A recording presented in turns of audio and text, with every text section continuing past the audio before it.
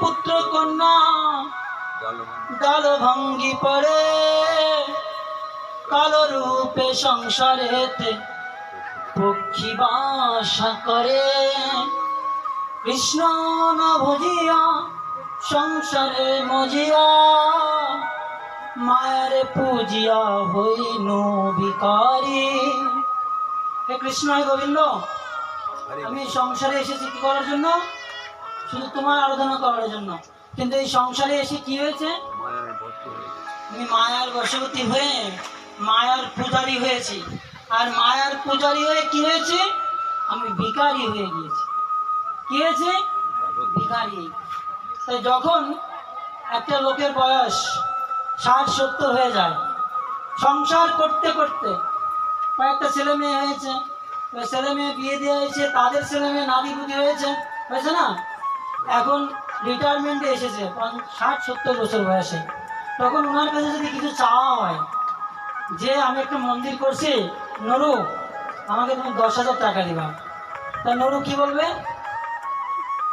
যে না, আমি কোথায় পাবো টাকা, আমার কাছে কোনো কিচ্ছু নাই। মায়ার সংসারে আসিয়া হইয়া মায়ার পূজারী হইয়াছে ভিখারি। তা সংসার করতে করতে কি হয়েছে? ভিখারি হয়ে গেছি আমি, ঠিক না? ওনাকে চাইলে দিতে পারবে? আছে যে একদিন ছিল, অনেক কিছু ছিল, কিন্তু সংসারে মায়ার পূজারী হয়ে মায়ার পূজা করতে করতে কি হয়েছে? ভিখারি হয়ে যাচ্ছে আমরা আস্তে আস্তে। তাই আর ভিখারির কি দশা হয়? দাঁড়ে দাঁড়ে ভিক্ষা করে খেতে হয়। আমাদেরও কিন্তু সেইরূপ অবস্থা হচ্ছে আস্তে আস্তে, হচ্ছে কিনা? হচ্ছে। আগে দেখতাম বাবা মা মারা গেলে 5 গ্রাম 10 গ্রামে সবাই ভিক্ষা করতে যেত, আর এখন ভিক্ষা করতে যায় না, আর বাড়িতে ভিক্ষা গ্রহণও করে না। তাহলে কি আমরা ভিখারি হয়েছি না ধনী হয়েছি? আমরা ধনী হয়েছি না ভিখারি? আমরা কিন্তু ভিখারি হয়ে যাচ্ছি। হয়তো আমরা 5 জনের দ্বারে যাচ্ছি না, কিন্তু আমরা সমিতি, সুদি, ব্যাংকে বিভিন্ন জায়গা দিয়ে এই অর্থ গ্রহণ করে আমাদের কাজগুলো করছি। আগের মানুষ কি করতেন? 10 জনের দ্বারে দ্বারে গিয়ে কি ভিক্ষা করে আনতেন, আর সেইটা দিয়ে পিতা মাতার ক্রিয়াকর্ম করতেন। বুঝতে পেরেছেন? আমার বাবা যখন মারা গিয়েছে, আমিও বিভিন্ন জায়গায় ভিক্ষা করতে গিয়েছি, এই গ্রামেও এসেছি। মায়ের কালী, রুদ্রগাতি, কাঁঠাল বাড়ি, মাটির গাছি, বুঝতে পেরেছেন, ফল তিতা, কলগড়িয়া, সব জায়গায় ভিক্ষা করেছি। তখন আমার বয়স মাত্র 4.5 বছর, আমার মনে আছে। বুঝতে পেরেছেন? তাই এই যে ভিক্ষা করে পিতা মাতার মুখে অন্ন দেওয়া, তাদের উদ্দেশ্যে অন্ন নিবেদন করা, এর থেকে মহৎ কর্ম এই পৃথিবীতে আর কিচ্ছু নেই। অরিজিনাল অর্থে তো আমরা ভিখারি। আমরা কি কিছু নিয়ে এসেছিলাম? না। আপনি জন্মের সময় একটা সুতাও নিয়ে আসতে পারেননি। বিচার করে দেখবেন, যখন রাত্রে ঘুমাবেন বালিশের উপর মাথা দিয়ে ভাববেন যে আমরা যখন সংসারে এসেছি এক গাছ সুতা নিয়েও আসতে পারিনি, পেরেছি? তা আমরা তো ভিখারি। আর আমরা যদি ভিখারি হয়ে ভিক্ষা করে পিতামাতার উদ্দেশ্যে কাজ করি, ভিক্ষা করে যদি মন্দির নির্মাণ করি ভগবানের, এটাই যথার্থ জীবন, আর এটাই যথার্থ সন্তানদের পিতামাতার কর্তব্য। এই জন্য আমরা মায়ার উপাসনা করতে করতে সবাই আমরা কি হয়ে যাচ্ছি? সবাই আমরা ভিখারি হয়ে যাচ্ছি। বুঝতে পেরেছেন? তো এক রাজ্যে একজন রাজা ছিলেন, তার 4টা স্ত্রী ছিল। কয়জন স্ত্রী? 4 জন স্ত্রী। সব থেকে যিনি বড় স্ত্রী, তার একটু বয়স হয়ে গিয়েছে, তাই রাজা তাকে বেশি সময় দেয় না, এমনকি তাকে রাজা অবহেলা করে। তথাপিও রাজ্যের এক কোণে একটা গৃহ তৈরি করে দিয়েছে, সেখানে উনি থাকেন। এবং রাজার যিনি 3 নম্বর স্ত্রী, মানে আমি উপর থেকে আসছি, বড় থেকে 3 নম্বর স্ত্রী, রাজা ওনার কাছে মাঝে মাঝে যায়, ওনার যা প্রয়োজনীয় বস্তু ওনাকে সেটা সরবরাহ করে। তেমন কোনো ভালো আদান প্রদান নেই, তবে যায় মাঝে সাথে যা প্রয়োজন হয় সেটা দিয়ে দেয়। এবার হচ্ছে 2 নম্বর যিনি, তার কাছে রাজা যায়, বেশিরভাগ সময় যায়, অনেক পরামর্শ করে, তার যা প্রয়োজন হয় সেটা দেয়, তার সঙ্গে হাসি মুখে কথা। নম্বর স্ত্রী, তার কাছ থেকে রাজা কখনো সরতেই চায় না। বুঝতে পেরেছেন? সব থেকে ছোট যিনি, সেই স্ত্রীর কাছ থেকে রাজা দূরে যেতেই চায় না।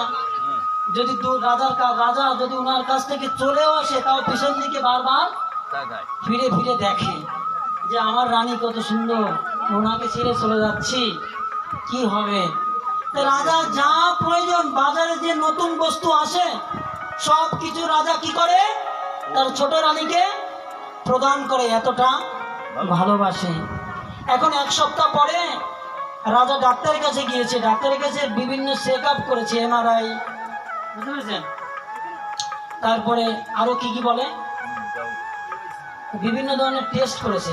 টেস্ট করে বলছে যে রাজামশাই, আপনি তো মাত্র 7 দিন বাঁচবেন না, আপনার দুরারোগ্য ব্যাধি হয়েছে, এর থেকে আপনি আর বাঁচতে পারবেন না।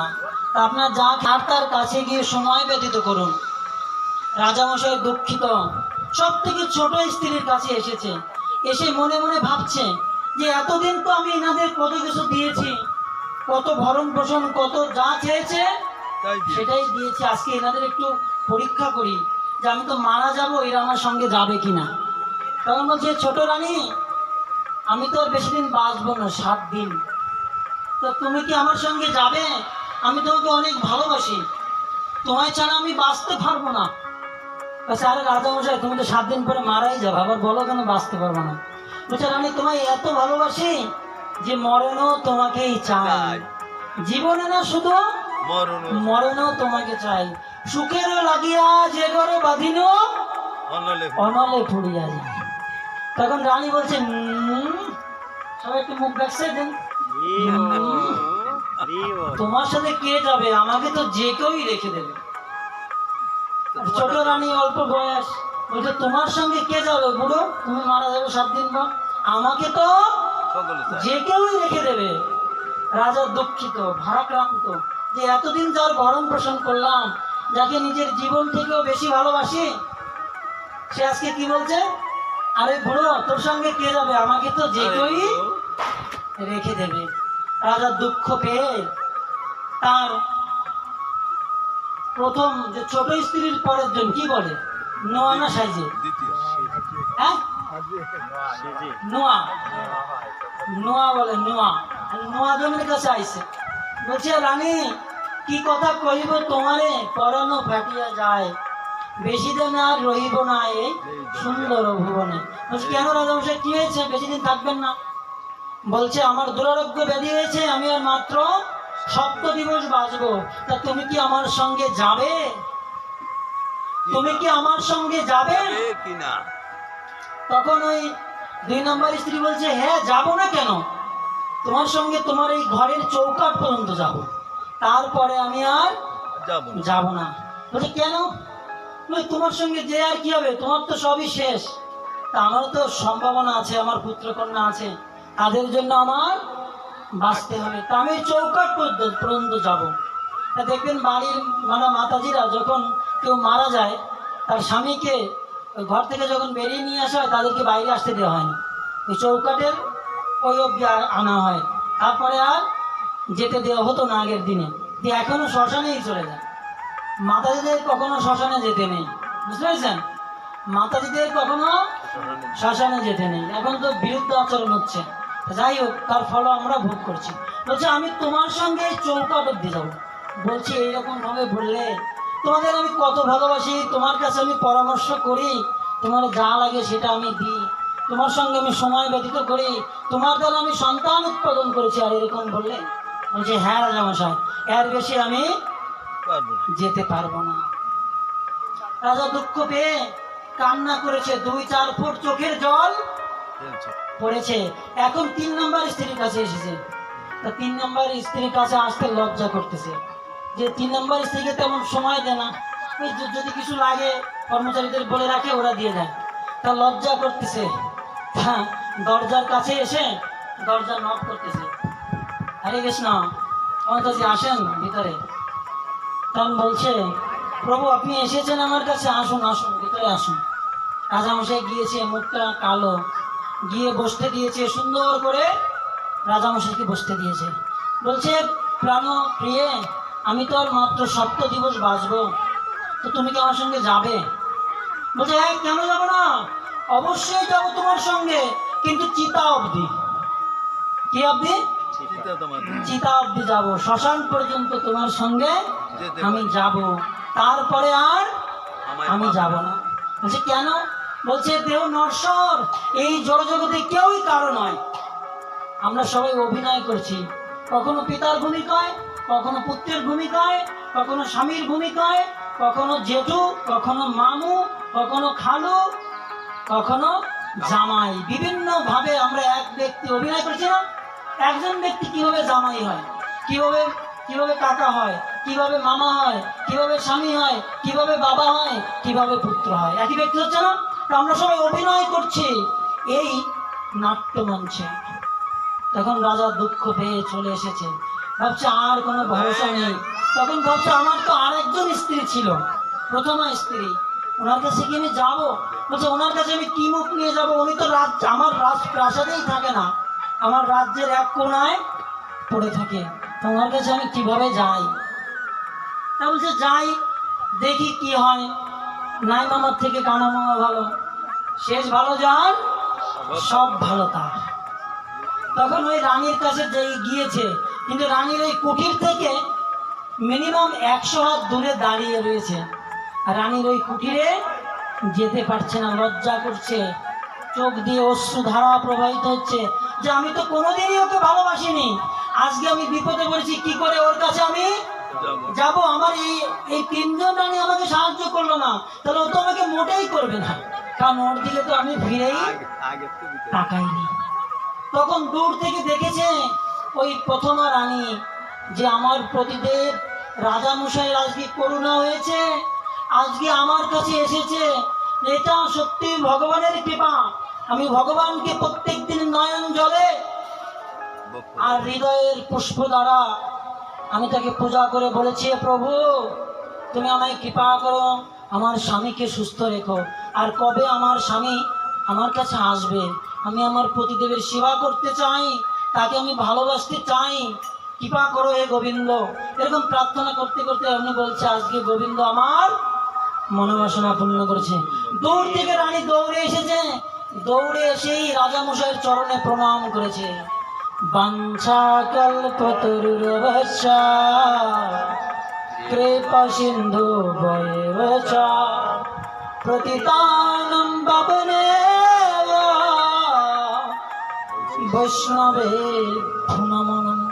প্রত্যেক স্বামীর কাছে তার প্রতিদেবী মহান বৈষ্ণব, তাই প্রত্যেক দিন উচিত তার প্রত্যেক স্ত্রীর তার স্বামীকে প্রণাম করা, সকাল সন্ধ্যায় তার স্বামীকে প্রণাম নিবেদন করা বৈষ্ণব জ্ঞানী। বুঝতে পেরেছেন? তাই তো স্বামীকে কি বলা হয়? পতি পরমেশ্বর। কেন বলা হয়? কারণ ওই স্ত্রীর কাছে তার স্বামী পরমেশ্বর, পতি পরমেশ্বর। প্রণাম করেছে নয়ন জল দিয়ে, রাজার চরণ ধৌত করে বলছে, হে প্রভু আসুন, আপনাকে স্বাগতম। তখন রানী রাজাকে সুন্দর করে তার গৃহে নিয়ে গিয়ে রাজার চরণখানি জল দিয়ে ধুয়ে দিচ্ছে, হাত পাখা দিয়ে বাতাস করছে, আর রাজা হাও মাও করে ক্রন্দন করছে, যে যাকেই সারা জীবন অবহেলা করলাম, দেখো আজকে তার ব্যবহার। আরো 3 জন রানীর কাছে গিয়েছি, কই কেউ তো আমায় বসতেও বলেনি, সবাই দূর থেকেই বলেছে। কেউ বলেছে আরে আমাকে তো যে কেউই রেখে দেবে, কেউ বলেছে চৌকাট অব্দি যাবো, কেউ বলেছে শ্মশান অব্দি যাবো, আর এ দেখো কি ভালোবাসছে আমি।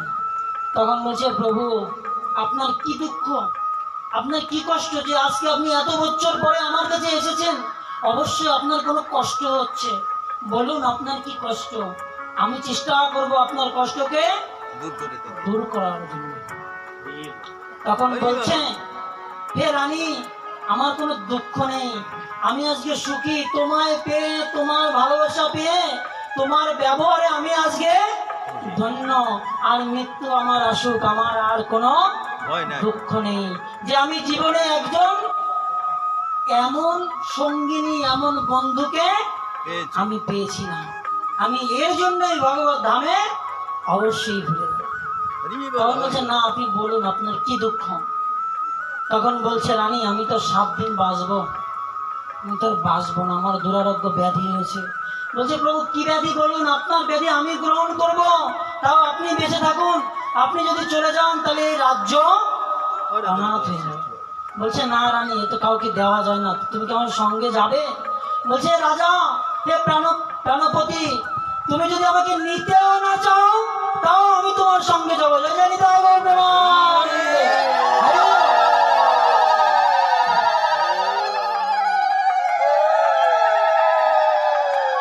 আমাদের এই রূপ হওয়া উচিত।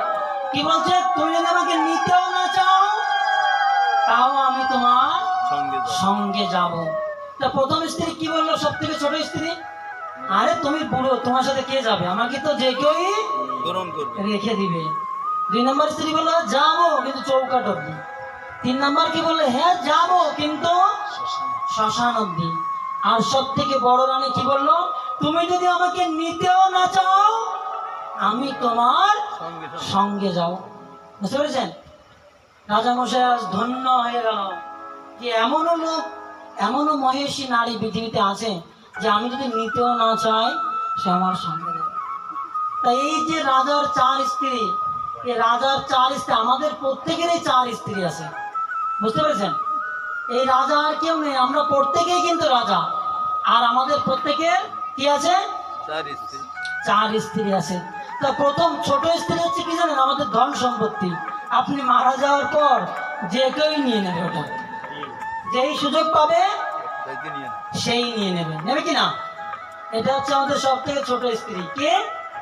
ধন সম্পত্তি, যে কেউ নিয়ে নেবে। আর দ্বিতীয় স্ত্রী কে? আমাদের বিবাহিত স্ত্রী বা আমাদের বিবাহিত স্বামী। যখন আমরা মারা যাব সে ওই চৌকাট অব্দি যাবে, তারপরে যাবে না। আর 3 নম্বর স্ত্রী হচ্ছে কে? আমাদের শরীর। এই শরীরটা শ্মশানে অব্দি যাবে, শ্মশানে পরে যাবে, শ্মশানে গিয়ে পুড়ে যাবে না? তাই 3 নম্বর স্ত্রী হচ্ছে আমাদের এই মানব শরীর। প্রত্যেকেরই 3 নম্বর স্ত্রী আছে। এই কোন অব্দি যাবে? শ্মশান অব্দি গিয়ে পুড়ে ছাড় খাড় হয়ে যাবে।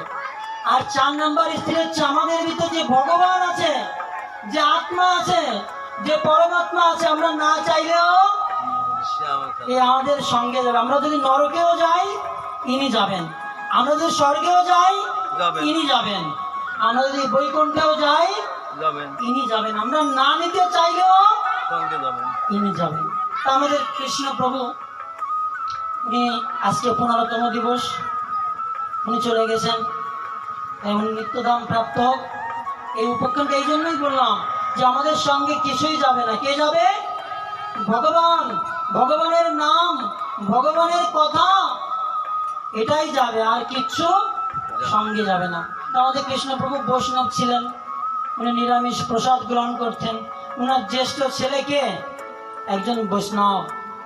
শাস্ত্রে বলছে, গরুড় পুরাণে বলছে, যদি কোনো বংশে একজন শুদ্ধ কৃষ্ণ ভক্ত জন্ম নেয় সে তার পিতৃকুলের 14 পুরুষ আর মাতৃকুলের 7 পুরুষ, এই 21 পুরুষ তিনি উদ্ধার করতে পারেন।